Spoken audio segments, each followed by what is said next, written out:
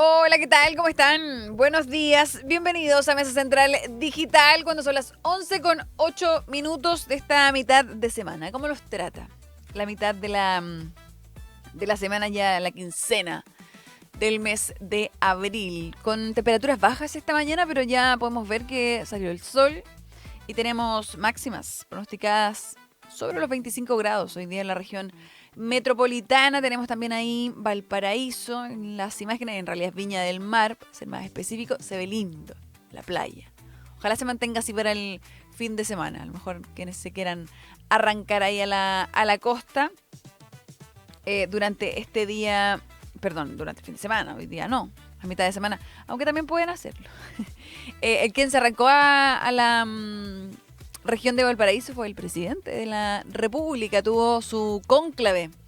De hecho, vamos de inmediato con eso. Son las 11:08. Vamos a los temas de este día miércoles.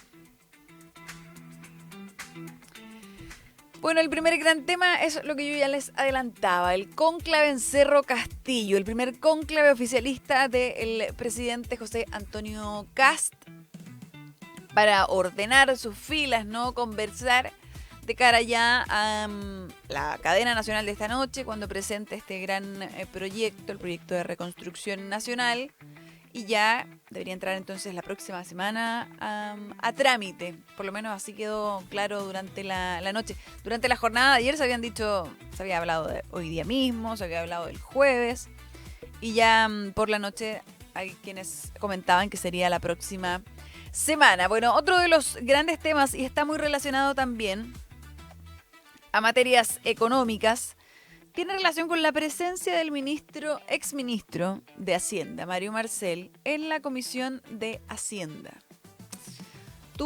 Hizo un análisis, no fue a responder también todo lo que se ha dicho durante el actual gobierno respecto del manejo de las finanzas que tuvo el gobierno anterior.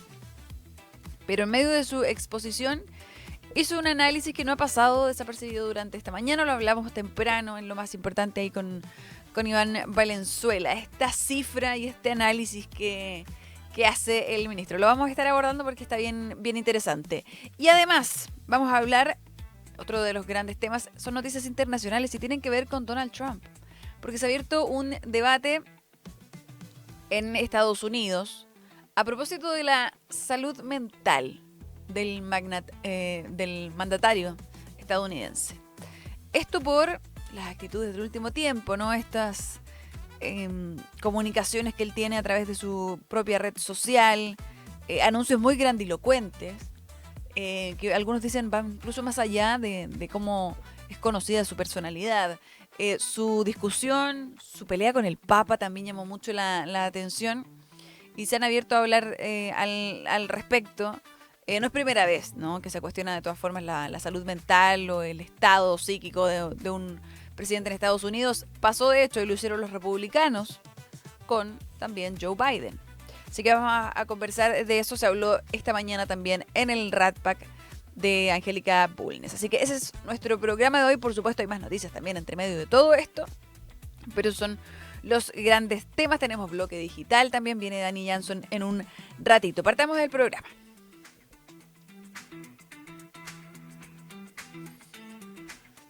Bueno, casi un poquito antes de la medianoche terminó el cónclave en Cerro Castillo, donde estaban entonces parlamentarios, presidentes de partido ahí de Chile Vamos, estaban también los demócratas y por supuesto los republicanos.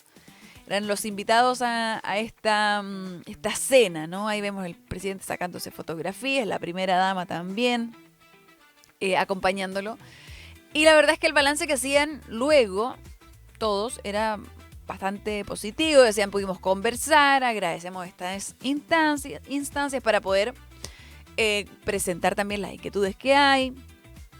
Y salieron con un discurso bien unificado que era finalmente el objetivo de esto.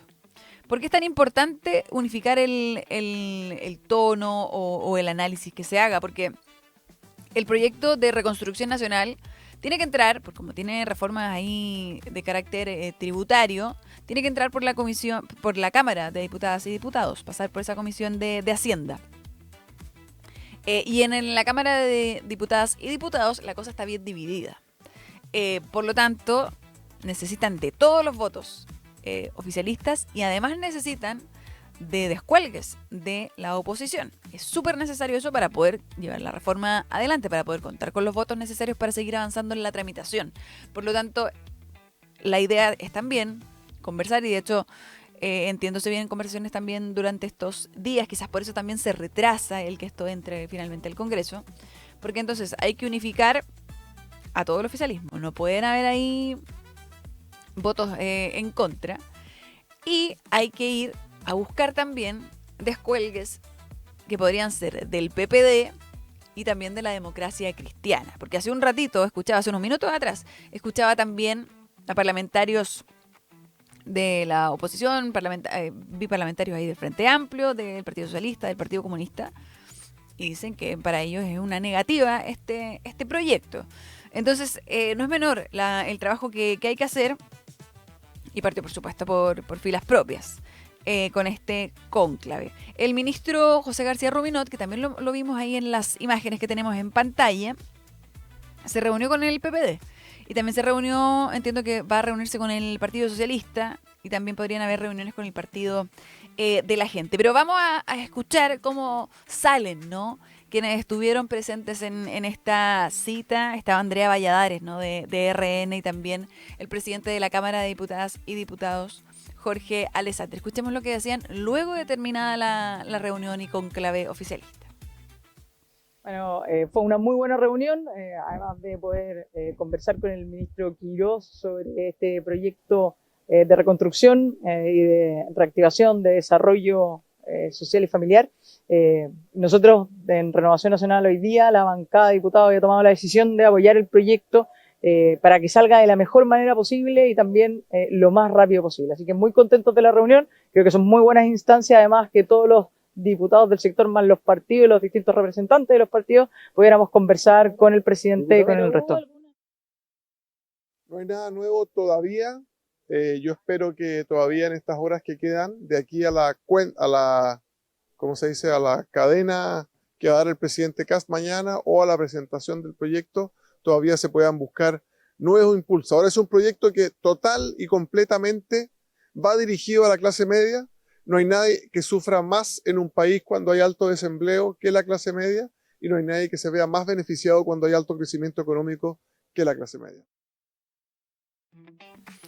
Bueno, ahí está entonces cómo se unifica el discurso, y también acá hay un punto muy importante, porque lo dijo acá en Mesa Central, a quien escuchábamos recién, el diputado Alessandri. Dijo, efectivamente, aún a pesar de que sí confían en que este es un proyecto que va a beneficiar a la gran mayoría de los chilenos, no solo a las grandes empresas, dijo, efectivamente me falta algo que quizás hable más directo con la clase media, que permita que puedan sentir que esto les significa un beneficio sin una traducción necesaria. Y digo traducción porque lo que se plantea y lo que escuchábamos también ayer luego del cónclave es que muchos decían, hay que, el que haya más empleo, el que haya crecimiento, en definitiva, es una buena noticia para todos los chilenos. Pero eso no se percibe igual a que a lo mejor una ayuda mucho más directa, una inyección inmediata. Por lo tanto, estaban esos peros, pero ayer, en definitiva, la idea era dejar atrás todos esos análisis. Esta mañana estuvo acá en Mesa Central conversando en realidad por teléfono, porque estaba ahí con labores también desde Valparaíso, Arturo Esquella, el presidente del Partido Republicano. Se le consultó también, precisamente por eso, por el análisis que se había hecho, de que faltaban algunas medidas para la clase media, y que entiendo lo que se presentó es lo mismo, lo reconocía también el diputado Alessandri, lo que se presenta ayer, lo que se discute ayer, no traía estas otras medidas, es lo que ellos ya conocían. Recordemos que se les presentó hace unos días atrás el proyecto, entonces no había nada nuevo en ese sentido. Vamos a revisar lo que decía Arturo Esquella en torno a esas no modificaciones. Creo que lo que falta, y en la medida que tengamos el texto sobre la mesa y sea de público conocimiento el detalle, eso va a estar con creces. Está lleno de medidas que cuando uno las explica en 2 palabras o con un ejemplo, es inmediatamente una inyección a la vena de mejora en la calidad de vida de la clase media. Sin ir más lejos, ayer comentaba con unos periodistas, estamos medio ya por lo que ha trascendido el proyecto, acostumbrados a hablar de una rebaja en la primera categoría del 27 al 23. Y en rigor hay que hablar del 27 al 20, porque lo que ocurre en el tramo del 23 al 20 es una inyección directa precisamente a familias de clase media, en donde en muchas oportunidades el principal ingreso o el ingreso familiar está en el contexto de una incertidumbre feroz por la falta de formalidad que tiene su trabajo. Esto apunta directamente a la formalización de la labor, del trabajo mismo, y es en definitiva lo que se apunta, digamos, con esa medida. Así tú vas a poder hacer la bajada directa en prácticamente todas las medidas. Va a haber algunas más técnicas que va a ser difícil de encontrar un ejemplo concreto, pero en otras va a ser súper simple. Bueno, entonces ahí reconoce que va a haber que hacer bajada, ¿no? A cada una de esas medidas que se van a anunciar esta noche en esta cadena nacional que el presidente debería grabar durante la tarde, porque estuvo esta mañana tomando desayuno con el Partido Libertario, también para salir a buscar esos votos con los que cuentan. 9 votos, entiendo, tiene el Partido Nacional Libertario. Y entonces siguen en esa coordinación para poder unir fuerzas y sacar este proyecto adelante, que ayer lo decíamos, sin ir más lejos y no tratando de quitarle para nada la presión, el ministro secretario general de la presidencia dijo: de esto depende el éxito del gobierno de José Antonio Kast. Vamos a revisar cuando son las 11:19, porque esto fue análisis también durante esta mañana acá en Mesa Central. Fue parte también de la discusión y del reporteo de la mesa de editoras del RATPAC. Marily Luders abordó este proyecto, en realidad también esta reunión, este primer cónclave. Y lo tercero es la arremetida de los expertos. Yo no sé si les llamó la atención, pero en estas últimas 48 horas aparecieron con más fuerza los técnicos tributarios y los técnicos fiscales. Que, ojo, que son diferentes. O sea, son como dos frentes. Los técnicos tributarios se reunieron ayer en Teatino 120, convocados por Sebastián Vallebona, que es el coordinador de política tributaria del Ministerio de Hacienda, y llegaron el Fondo de Renovación Nacional, algunos que no tienen necesariamente partidos, pero han sido activos, como Carolina Fuenzalía, gente de la UDI, un grupo de expertos tributarios que ya están empezando a meter en los detalles. Entonces, ellos van a ser un público súper importante desde el minuto que ingrese el proyecto o no.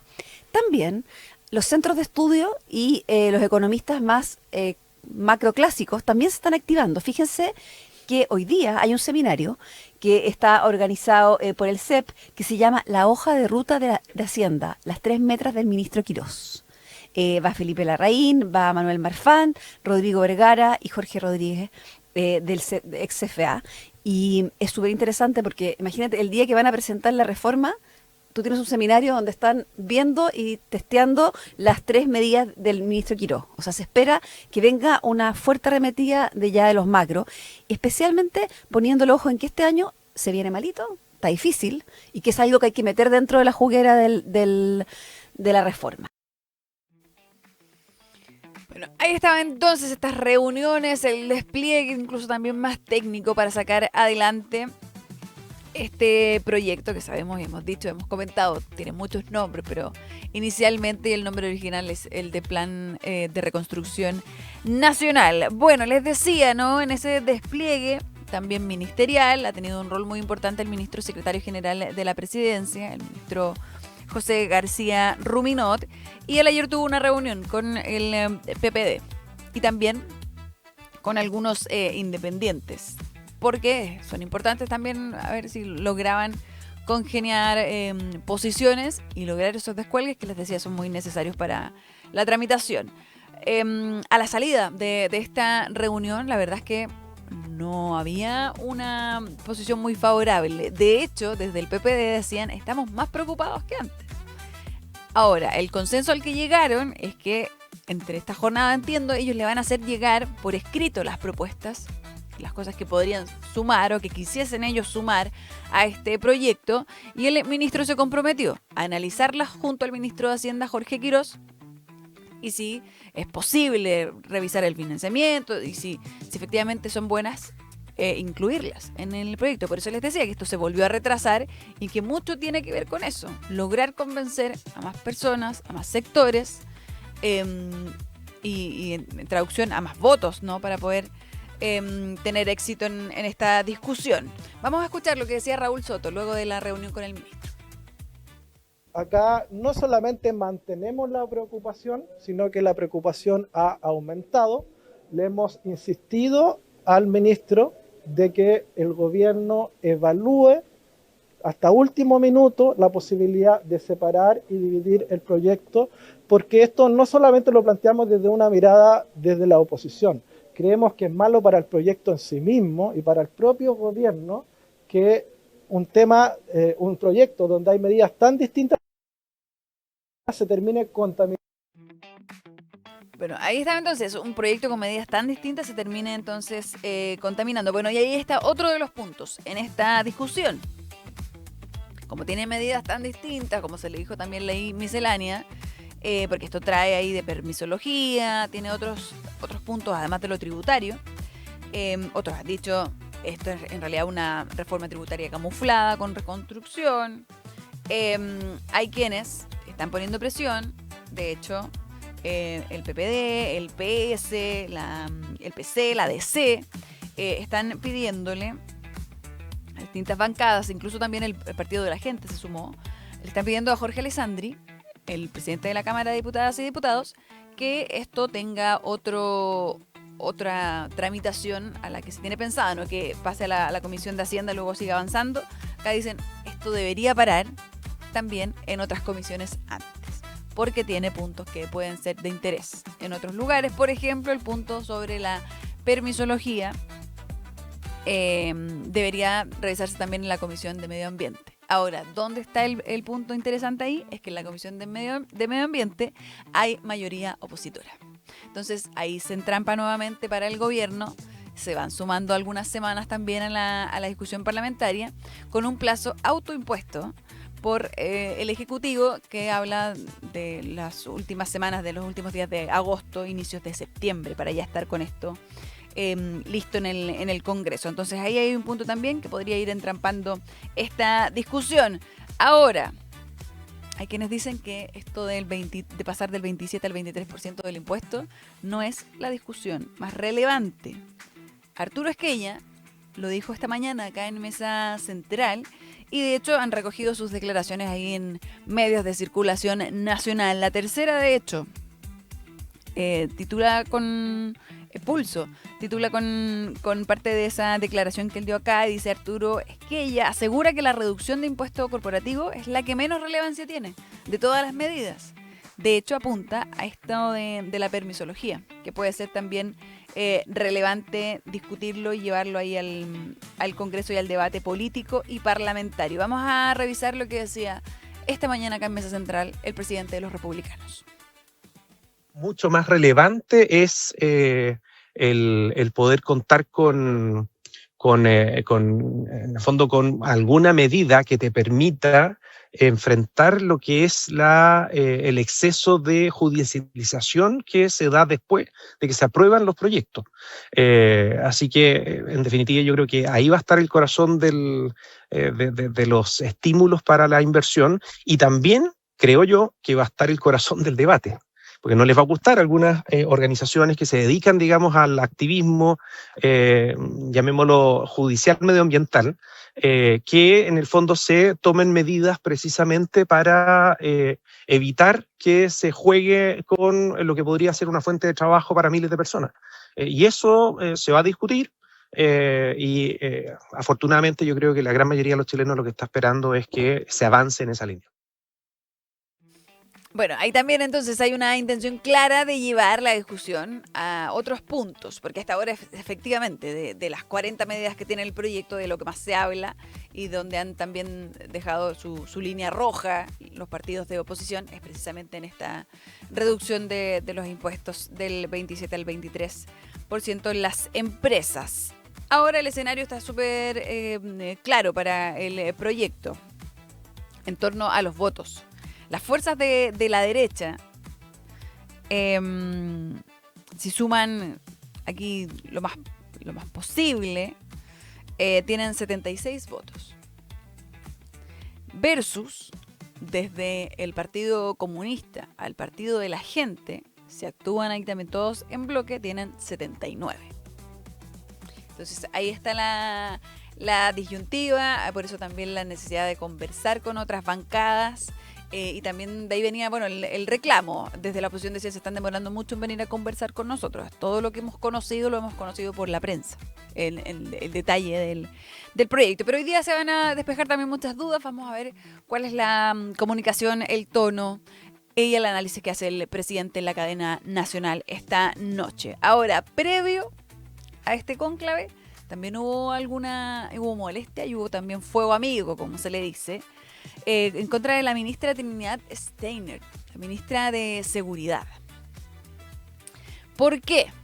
Bueno, ayer había una sesión importante en la Comisión de Hacienda del Senado para hablar de la reforma a Carabineros.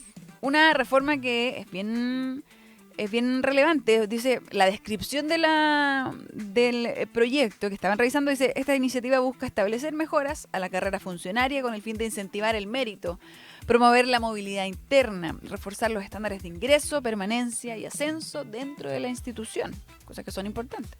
Asimismo, dice, pretende actualizar el régimen formativo y de perfeccionamiento continuo del personal a fin de responder de mejor manera a las crecientes exigencias del contexto actual en materia de seguridad. Para un gobierno de emergencia que definía como su primera prioridad la seguridad, por supuesto que este es un proyecto muy relevante. ¿Y cuál fue el problema? Que la ministra no llegó a la Comisión de Hacienda. Se excusó, tenía actividades importantes, de hecho estaba con el presidente José Antonio Kast en una reunión con Eduardo Serna, en una actividad oficial con la Policía de Investigaciones. Pero había un compromiso de que si no llegaba la ministra, llegara entonces el subsecretario Andrés Joanet, subsecretario de la misma cartera. No llegó ninguno de los dos. Esperaron 22 minutos los parlamentarios y finalmente dijeron, ya no tiene sentido. Dejemos esto hasta acá, continuaremos más adelante con esta tramitación. No cayó para nada bien. Y como les decía, desde la oposición la molestia era evidente. De hecho, vamos a escuchar lo que decía la senadora Bodanovich a propósito de esta ausencia.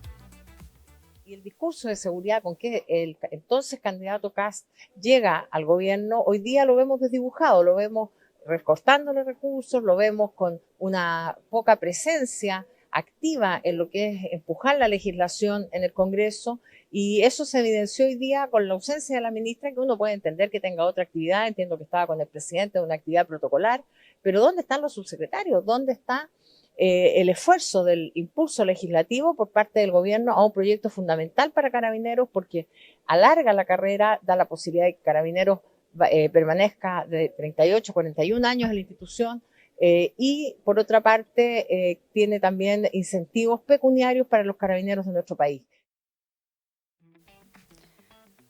Ahí estaba entonces la molestia de la oposición, que además, bueno, siempre además es más esperable, pero acá esto también molestó al mismo oficialismo. Entonces era una jornada donde era muy importante que no hubiesen problemas, que no hubiese acá ningún tipo de molestia, porque venía el cónclave y ocurre esta situación. De hecho,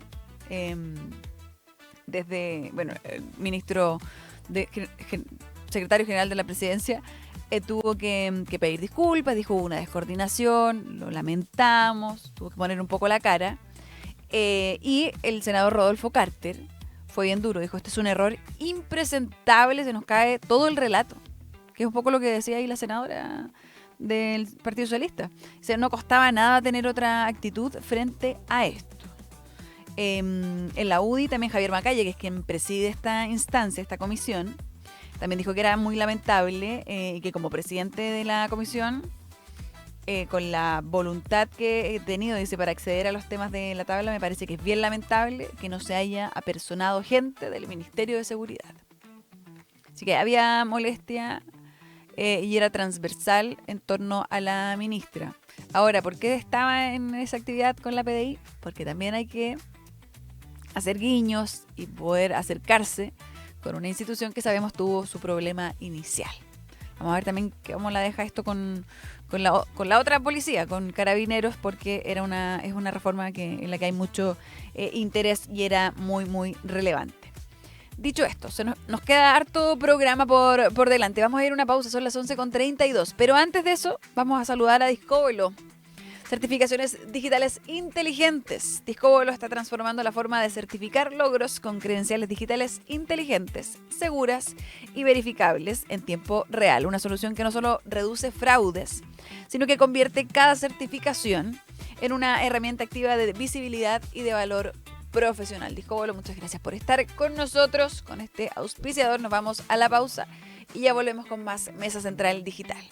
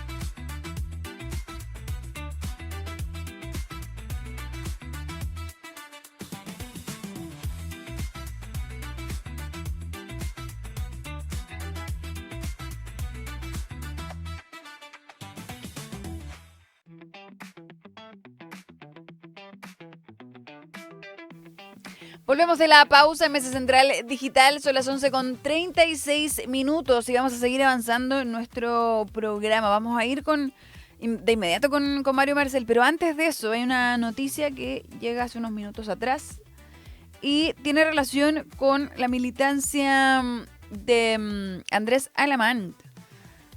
Dicen que acá en la segunda, renunció a Renovación Nacional después de 39 años de militancia como fundador además del partido.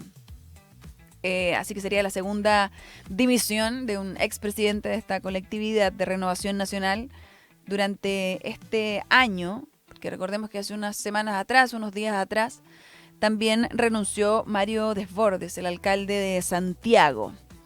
Así que esa patrulla juvenil, como se le conocía de los inicios de los 90, se ha ido fragmentando y deja entonces RN Andrés Alamán. Sobre las razones, la verdad es que se puede especular porque no ha dicho nada aún, pero hay quienes dicen quedó en evidencia también cómo se manejó el partido, la colectividad durante la elección pasada. Él fue bien crítico, apoyó a Evelyn Matei, pero fue además muy crítico de cómo se trató desde el comando de José Antonio Cast a la banderada de Chile Vamos. Así que vamos a ver qué ocurre, pero esa es la noticia de último minuto. Ahí está, entonces lo ven también en pantalla. Tras 39 años de militancia, Andrés Alamán renunció a Renovación Nacional. Ahora sí, volvamos a lo que estaba presupuestado conversáramos. Cuando son las 11:38, ahí lo ven. Al Mario Marcel, exministro de Hacienda. Ayer no llegó Trinidad Steiner a la comisión, pero llegó él. Fue citado por los parlamentarios para conversar sobre también la exposición que hizo hace unos días antes en la misma instancia el ministro de Hacienda, ¿no? Y sabemos que han sido muy críticos durante este gobierno, dicen que hay una crisis fiscal y que eso tiene mucho que ver con el mal manejo que tuvo el gobierno anterior, las decisiones que se tomaron. Han sido también muy críticos y dicen Chile no está creciendo como debería. Bueno, dentro de todas las cosas que dijo el exministro, dijo que esto de la caja fiscal no le importa a nadie, partiendo por ahí. Dijo que eso no es más que un antecedente más, pero que en materia, por ejemplo, internacional no es algo que llame la atención por ejemplo, para la posibilidad de crédito que tiene un país. Dijo además que no hay tal crisis, que la crisis no es como se ha pintado por parte del gobierno actual. Dijo además que en términos de balance y de metas, que se había cumplido también, o que había un cumplimiento virtual respecto a los balances estructurales de algunos de los años del gobierno pasado. Como les decía, está eso, la caja no le importa a nadie, dijo, excepto a países que no tienen acceso al crédito. Pero dentro de toda esta alocución, dio otro antecedente más. Pero lo dijo en medio de la exposición, porque él llegó con datos, con un PowerPoint, con todo lo necesario. Ese es como el funcionamiento también de las comisiones. Quizás la gente no lo conoce tanto, pero de hecho se transmite ahí por el canal ahí del Senado. Pero vamos a revisar lo que dijo a la salida con la prensa, porque es bastante menos duro del análisis que hizo al interior de la comisión. Pero vamos a escuchar al exministro. Yo creo que a nadie le gusta que desde fuera se diga lo que se debería haber hecho. Yo creo, por lo menos yo lo que le escuché al ministro García, es que en algún momento se pensó en la posibilidad de hacer modificaciones a los parámetros que están en la ley del MEPCO y finalmente se optó por no hacerlo porque requería legislar y a lo mejor no iba a haber el apoyo en el Congreso para eso. Ese fue un poco la evaluación que hizo el actual gobierno, distinto de lo que nos tocó a nosotros. O sea, yo puedo responder por lo que se hizo en el 2022, pero por supuesto por el 2026 habla la actual autoridad. Bueno, yo puedo responder por lo que se hizo antes, no quiero ser crítico, y que puede ser molesto también para las autoridades actuales decir cómo se deben hacer las cosas. La pregunta que se le hizo ahí por parte de los colegas era precisamente si se pudo evitar hacer las modificaciones al MEPCO. O sea, esa fue la respuesta del ex ministro. Pero dentro, en la exposición, detalló el ex ministro, expresidente también del Banco Central, dijo que el gobierno de José Antonio Cast ha hecho ajustes durante este tiempo, desde que se hacen las modificaciones al MEPCO. Recordemos que se ha hablado de 7 medidas también para poder sostener esta salsa. Algunas pasaron incluso también por el Congreso, se congeló el precio de la parafina, etcétera. Bueno, hace un ratito escuchaba también que están reclamando la Asociación de Municipalidades porque no han llegado los vales del gas. Bueno, eso también implicaba un gasto, los vales del gas, para ayudar de manera directa al 80% de las familias más vulnerables. Entonces dice el ex ministro, con todos estos anuncios y estas medidas como para ayudar, se han comprometido cerca de 560 millones en beneficios compensatorios. Dice, ese dato de 560 millones se parece mucho a lo que mencionó el ministro Quirós, que sería el costo de la aplicación del mecanismo de estabilización de precios de combustibles, el MEPCO. Entonces, lo que nos dice es que hasta el momento se ha comprometido a través de todos los beneficios compensatorios, más o menos, lo mismo que hubiese gastado con el MEPCO.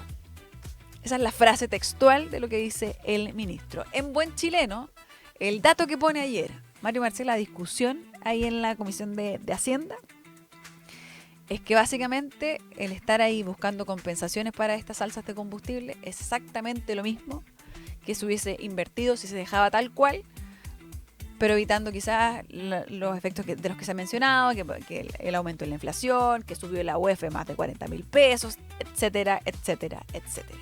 Entonces, es un dato muy relevante, que además de costos económicos evidentes, podría tener también nuevamente costos políticos. Recordemos que acá se dijo por parte del gobierno que ellos iban a asumir que eran decisiones difíciles, que asumían también un costo político, y vimos cómo se castigó también al gobierno en las encuestas, rápidamente luego del alza de los combustibles. Si esto efectivamente es como dice el exministro y fue todo por nada, podría ser también una nueva crisis para el gobierno del presidente Kast. Así que vamos a quedarnos al pendiente también de las reacciones, cómo se refutan también estos datos, porque él llega ahí con datos y con antecedentes, y además con datos que están basados en declaraciones también del propio ministro de Hacienda actual, de Jorge Quirós. ¿Qué más tenemos para este día? Son las 11:43. Bueno, ayer también, en otra de las exposiciones relevantes, en este caso en la Comisión de Derechos Humanos, se le preguntó y se pidió, bueno, que asistiera primero a quien ven ahí en pantalla, el ministro de Justicia, Fernando Rabat, para hablar del Plan Nacional de Búsqueda. Había cierto temor por parte de organizaciones sociales, organizaciones también de familiares de detenidos desaparecidos. Y recordemos que quien preside esta Comisión de Derechos Humanos es la senadora Fabiola Campillay, que hace unos días atrás fue a dejar también una carta junto a estas organizaciones al Palacio de la Moneda para pedir tranquilidad, para pedir también que se explicara cuál es la visión que tiene el actual gobierno del Plan Nacional de Búsqueda, a propósito de los despidos que se habían dado. Lo que han dicho desde el gobierno es que no hay intención de no darle continuidad, que tiene que ver estos despidos con cargos que son de confianza, pero que se busca y que hay un respeto también por que se mantenga este plan, porque esto no es un plan del gobierno anterior simplemente, no es un plan de Gabriel Boric, este es un plan nacional de búsqueda, por lo tanto es un compromiso de Estado. Ahora, dentro de lo que se le consultó también, tiene que ver con los indultos. De hecho, acá hay un interés también de la senadora, porque dentro de lo que hemos conocido es que está pidiendo indulto también el carabinero, acusado y condenado también por causar su ceguera, por sus lesiones también de máxima gravedad. No solo ceguera lo que tiene la senadora, entiendo que esto también afectó otros de sus sentidos, si no me equivoco también el olfato. Así que ahí también había un interés. Lo que dijo y describió entonces el ministro ayer, ojo, es que son cerca de 28 las personas que están pidiendo indultos. Y que eso se tiene que revisar, pero hizo la separación, dijo, cerca de 20 vienen y datan de tiempo anterior, y que solo 8 son nuevas solicitudes, porque recordemos que el presidente Kast dijo que él va a hacer uso del indulto presidencial. Entonces dijo que por ahora son 8 nuevas y que son en materias distintas, que no todas corresponderían, por ejemplo, al contexto del estallido social, de condenas que surgen en torno al estallido social, y que se van a revisar entonces en su mérito, sin duda, y que era el detalle que podía dar. Durante esta mañana, en una entrevista, el ministro dio más antecedentes, dio más detalle también de cuáles son los delitos que de las personas que están pidiendo entonces estos indultos. Dijo que hay condenas relacionadas, como les decía, con situaciones acaecidas en el estallido social, que son 5, y hay otras 3 que son condenadas en diversos delitos que no están vinculados a esas materias. Y ahí está el total de las 8 nuevas. Y dice que puede haber 1 relacionado con lesa humanidad. Ese es el detalle y la respuesta por parte entonces de el ministro. Ahora sí han dicho que no se va a tratar de de otorgar indultos quizás como de manera más masiva, que no va a ser que cada antecedente, cada petición se va a revisar en su mérito y con el tiempo necesario, incluso entendiendo también que hay que respetar los procedimientos, decía el ministro, y tomando conciencia, se le preguntó también por el costo político que puede tener una acción como esta. Recordemos que para el gobierno pasado también no fue fácil, fue muy criticado la decisión del presidente Gabriel Boric también de indultar. Así que vamos a quedarnos también al pendiente, pero está el detalle entonces que entrega el ministro. Son las 11:48 y ya está llegando Rauda al estudio, Daniela Jans. Vemos ahí también las imágenes de control de tránsito, Providencia y Viña del Mar a esta hora. Recuerden que pueden escuchar también el 103.3 en el FM, Tele 13 Radio. En paralelo a lo que estamos haciendo acá en Mesa Central Digital está Andrea Rivera en el FM. Yo, Daniela Jansson. ¿Qué tal, Dani? ¿Cómo estás? Jota? ¿Bien y tú? Muy bien. Qué bueno, mira, te cuento en este miércoles 15 de abril 2 temas que están pegando fuerte en redes sociales. Partamos por Renato Münster, actor nacional, principalmente conocido por sus teleseries. Por ejemplo, el Canal 13 estuvo en Buen Partido, en Machos, en Primera Dama y Amor a la Catalán. ¿Y por qué es noticia? ¿Por qué es noticia, Renato Münster? Porque el Ministerio de las Culturas, las Artes y el Patrimonio comunicó que el actor va a asumir como nuevo Seremi en la región metropolitana. Esto luego de que el abogado Gustavo Ver dejara sus funciones en el cargo tras críticas y cuestionamientos principalmente en su contra por nula experiencia en el ámbito cultural. Vaya. Oye, estaba viendo, Dani, que la gente es muy rápida y el internet y las redes sociales no perdonan. Así Entonces, luego del anuncio, aparecieron tweets. Y te cuento, porque hay una nota en el Clinic de Carolina Mardones que destaca las principales publicaciones de Münster en X, donde es un personaje activo en redes sociales, especialmente en esta plataforma. Y ahí comenta la actualidad del país, la política, y por ejemplo, una de sus últimas interacciones fue hacia el diputado Cristian Contreras, que en días atrás denunció su expulsión desde el PDG, y Renato Münster publicó: Valiente Cristian, te felicito. También comentó las manifestaciones del estallido social, donde escribió: ¿cuál es la idea? Quemarlo todo si el movimiento por legítimos derechos no es capaz de controlar a los que están concertados en destruir. También le respondió otro usuario y preguntando: ¿quieren más carabineros en las calles? ¿Quieres a los militares de vuelta? Y también años antes, en noviembre de 2017, comparó al actual mandatario con el ex candidato presidencial Eduardo Artés. Dijo: Kast como Artés viven en mundos paralelos, fanatismo extremo de ambos lados, 100% Estado, 100% Iglesia, vamos descartando candidatos, dijo el actor. Y en ese mismo año, Münster dijo que Kast y su postura medieval respecto a diversos temas habla de una derecha extrema muy lejos de la realidad de nuestro país, y ya en 2021 habló sobre los martes de pololeo. Del presidente Kast junto a su esposa. Dijo: tiene que ser muy importante el viaje a Estados Unidos del candidato Kast como para saltarse el martes de pololeo. O sea, ahora está trabajando en un gobierno medieval. Exacto. O sea, según su propia palabra. No y como tú muy bien dices, las redes son muy rápidas y no rescatan esta huella digital que dejan las autoridades. Yo siempre he dicho, sí, yo creo que no jamás me llamarían para ningún cargo, pero si así lo hicieran, lo primero que haría es borrarme cuenta. Sí, pero también... Y no entiendo por qué no lo hacen, porque siempre pasa. Yo creo que también hay plataformas que duplican los tweets.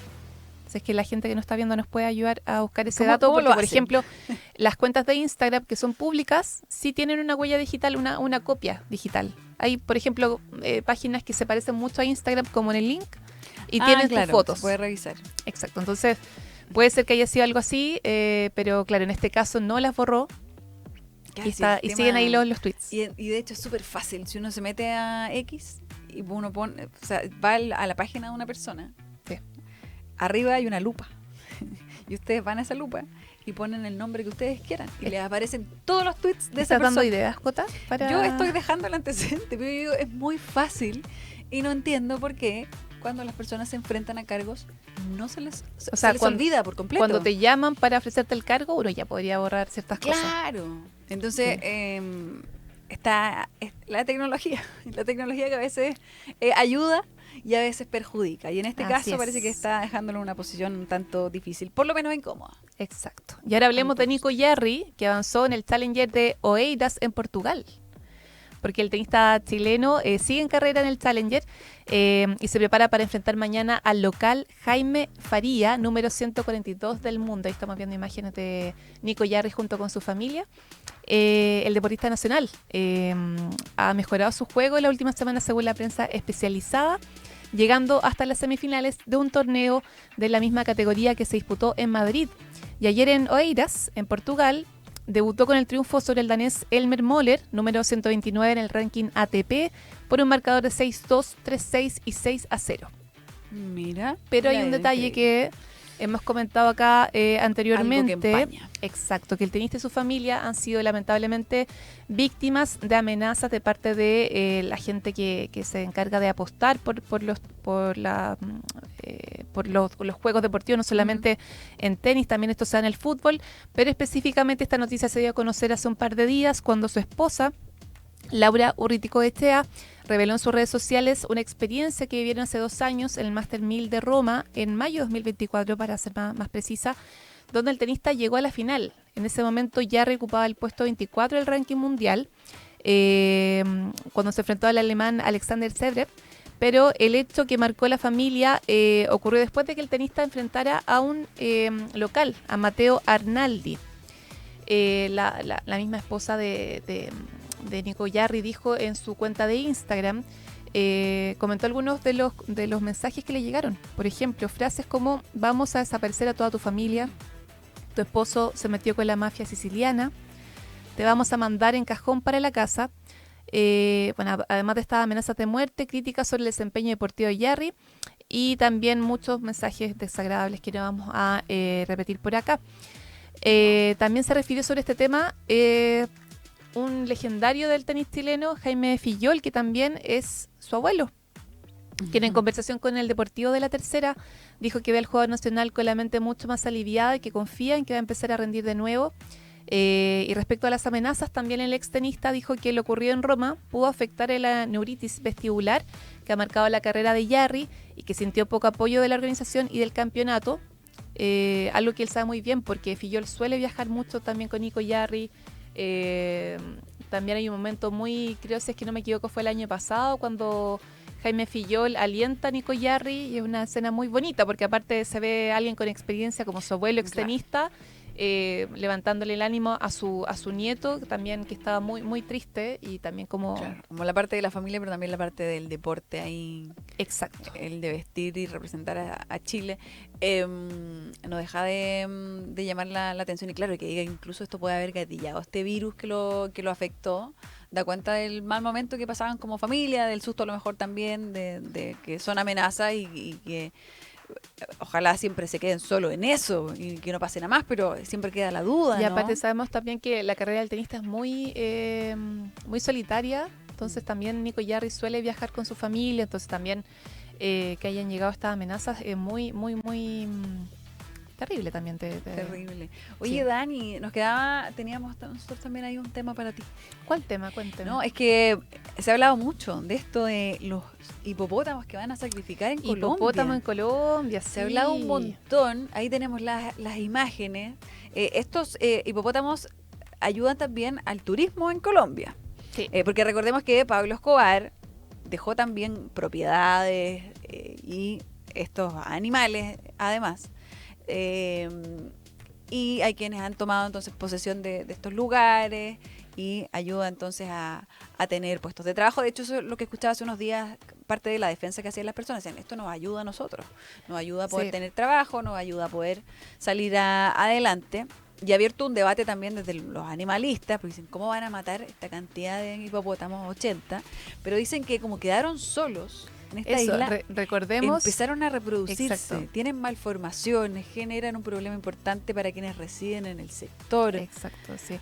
Recordemos también que, bueno, Pablo Escobar, el narco más importante de Colombia, tenía un fanatismo por los animales. Entonces, él habrá traído, no sé, unos 4, y luego también, como los dejaron libres, él muere.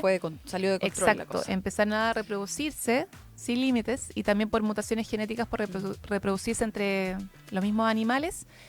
El gobierno colombiano intentó ofrecerle a otros países, a otros zoológicos, Y por no los ejemplo, y no los recibieron. quisieron recibir. Claro, porque como tenían estas malformaciones y problemas, no quisieron llevárselos, Exacto. con todo lo que además conlleva transportar animales de esa magnitud. Pero además dicen que si esto no se hace ahora, si no se eutanasia a estos 80 individuos, estamos hablando que a 2035 podrían ser más de 1000. Claro, sí. Y Y ahora actualmente hay 200. Claro, y al Sí. 2030 dicen que pueden ser unos 500. Sí. Entonces, como que hay preocupación porque se puede salir de control. La gente que vive cerca ha tenido que poner vallas y Sí. mejorar sus cercos. Porque claro, está lo que tú comentaste, que es un atractivo turístico por la misma mística alrededor de Pablo Escobar. Pero claro, o sea, la autoridad dice que es una especie invasora, que van en contra de los ecosistemas. Así que es un tema que Un queda debate. para reflexionar, sí. Claro, porque nadie quiere, evidentemente, que se mate esa cantidad de animales, pero está la otra postura, que es incluso hasta sanitario hay Sí, dicen, problemas. acá, por ejemplo, dicen los medios que las esterilizaciones ascienden a cerca de $10.000 cada una y van a practicar 80 y tienen riesgos como la muerte de los veterinarios o de los animales debido a una reacción alérgica a la anestesia. Claro. O sea, es un proceso caro que además podría no ser incluso exitoso. Sí. Vamos a ver qué ocurre, porque hay gente que está haciendo una defensa férrea y gente también incluso que ni siquiera vive cerca del lugar que está haciendo una defensa férrea y están entonces quienes dicen hay que hacerlo. Una decisión difícil, pero está comentándose harto en redes sociales. Muchas gracias, Dani, por Gracias, ese Cota, bloque. que esté muy bien. Nos encontramos nuevamente mañana. Oye, vamos a la pausa. Te invito, Dani, cuando son casi las 12. Vamos llegando al mediodía, vamos a la pausa y ya volvemos con más Mesa Central Digital.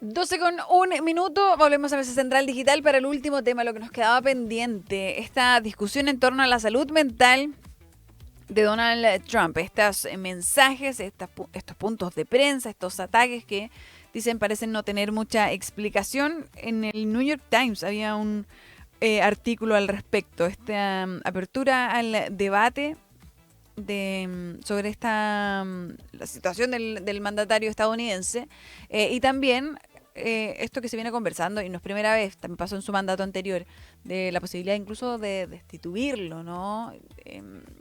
Con este comportamiento errático, algunos incluso lo podrían justificar. Ahora, eso efectivamente existe, hay posibilidad a través de la Constitución estadounidense de destituir un presidente, pero, como les decía, no es primera vez que se habla de eso y finalmente no se llega a puerto, pero sí, ahora lo ponen en una posición muy similar a la que él también apoyó cuando se criticaba al expresidente Joe Biden por lo mismo, por decir está en una edad avanzada, no sabemos su estado mental, recordemos que se hicieron también muchos videos, se utilizó también incluso inteligencia artificial para poner en duda si efectivamente estaba en condiciones de estar en el cargo, y finalmente termina incluso saliendo luego de la carrera presidencial Joe Biden por estas críticas. Vamos a revisar lo que decía Angélica Bulnes esta mañana en el Rat Pack, nuestra mesa de editoras, a propósito de este debate que se abre en Estados Unidos. Bueno, este debate sobre el estado del presidente adquirió en todo caso ahora un nuevo nivel. O sea, esto existe, ya ven ustedes, hay libros, hay un debate, los psicólogos y psiquiatras llevan años discutiendo esto, pero tras el comienzo de la guerra de Irán, esto adquirió otra categoría, porque se ha visto al presidente de Estados Unidos avanzar y retroceder en amenaza, pelearse con el Papa, con antiguos aliados como Giorgia Meloni, la primera ministra italiana, subir mensajes en que se presenta, lo último que vimos, este mensaje en que aparecía como Jesucristo y que él dice que en realidad es como no un doctor. Un doctor. Es un doctor, un integrante de la Cruz Roja. Sin delantal blanco. Ya, y entonces todo esto ha empezado, o sea, como que la prensa en el último tiempo ha estado cubriendo el tema de la salud mental de Donald Trump con mucho más énfasis. El lunes de la semana pasada en la Casa Blanca, un periodista le preguntó al presidente Trump: usted dijo que los iraníes son unos locos bastardos. ¿Qué le dicen los que dicen que el problema es su salud mental y que debería ser examinado? No he escuchado eso, dijo Donald Trump. Pero si es así, van a necesitar más gente como yo, porque nuestro país fue estafado en materia comercial en todo durante muchos años hasta que yo llegué. Igual, o sea, que alguien vaya en la Casa Blanca, en una conferencia de prensa, levante la mano y le diga cómo está su salud mental, igual es... Eso habla bien de la profesión. Es un momento. Sí. Es un momento. Ayer... Además, su respuesta fue bastante tranquila. Sí, no se le movió, y la pregunta igual está bien, así como está bien formulada. Claro, no pero parece... uno pensaría que le podría haber contestado algo... Claro, un poquito más exabrupto. explosivo, Lo que Que habría, quiero le decir podría es haber insumado una grosería.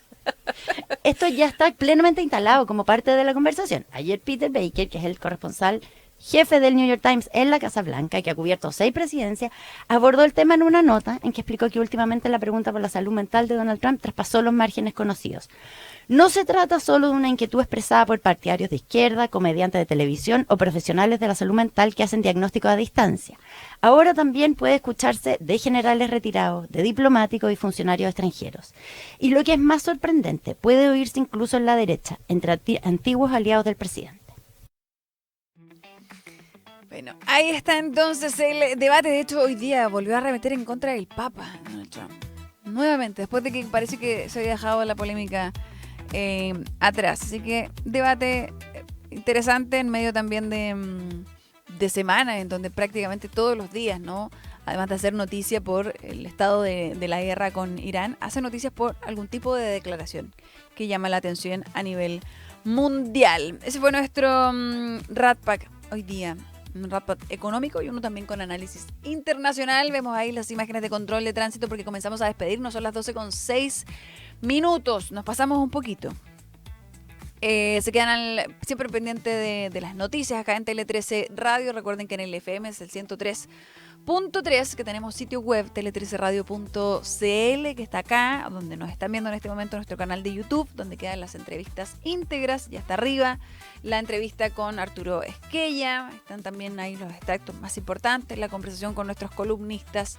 Pueden revisarlo. Nosotros nos vamos a quedar al pendiente del resto de la jornada y de esa cadena nacional del presidente, la primera después de haber sido electo, pues sí, la primera, porque la primera es el momento en que es nombrado, ¿no? Que ya llega al Palacio de la Moneda, pero ahora es para comunicar algo o la primera medida más importante también de su mandato. Así que vamos a quedar al pendiente de eso.